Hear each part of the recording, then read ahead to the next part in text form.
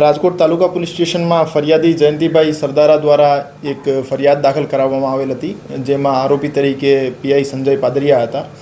આમાં હાલમાં અપડેટ એવી છે કે સ્વતંત્ર સાહેદોના નિવેદન નોંધવામાં આવ્યા છે અને સીસીટીવી ફૂટેજની તપાસ કરવામાં આવી છે અને મેડિકલ સર્ટિફિકેટ કલેક્ટ કરવામાં આવ્યા છે અને તમામ પુરાવાઓને ધ્યાને લઈ જો બીએનએસની કલમ 109 હતી, જેમાં હત્યાનો પ્રયાસ હતો, આ કલમ ડ્રોપ કરવા માટે કોર્ટમાં રિપોર્ટ કરવામાં આવ્યો છે અને મેડિકલ સર્ટિફિકેટના આધારે બીએનએસની કલમ 117(2) ઉમેરા કરવા માટે રિપોર્ટ કરવામાં આવ્યો છે.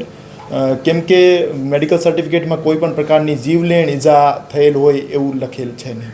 ફરિયાદી જે ફરિયાદ આપે પોલીસને શબ્દશઃ લેવી પડે, અમારી ફરજ છે.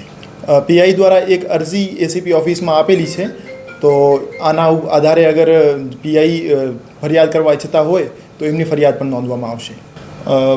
હજુ સુધી તપાસમાં એવું સામે આવ્યું છે કે લગ્ન પ્રસંગ દરમિયાન જયંતિ સરદારા અને પીઆઈ સંજય પાદરિયા વચ્ચે બોલાચાલી અને ઝપાઝપી થઈ હતી અને આ બનાવ પછી પાર્કિંગમાં પીઆઈ સંજય પાદરિયા દ્વારા જયંતિ સરદારા ઉપર હુમલો કરવામાં આવ્યો હતો, જેમાં એમના નાકમાં ફ્રેક્ચર થયેલો.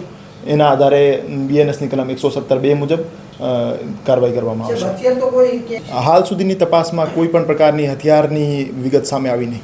એમને કોઈ પણ પ્રકારની સર્વિસ રિવોલ્વર એમના ટ્રેનિંગ સેન્ટરથી ઇસ્યુ કરવામાં આવી નહીં, એવી અમારા તપાસમાં સામે આવ્યું છે. હોસ્પિટલના સીસીટીવી નહીં તપાસવામાં આવ્યા. આમાં જે મેરેજ ગાર્ડનના સીસીટીવી છે એ તપાસવામાં આવ્યા છે ઓર આ સીસીટીવીમાં કોઈ પણ પ્રકારનો હથિયાર એમના હાથમાં હોય એવું સામે આવતું નહીં.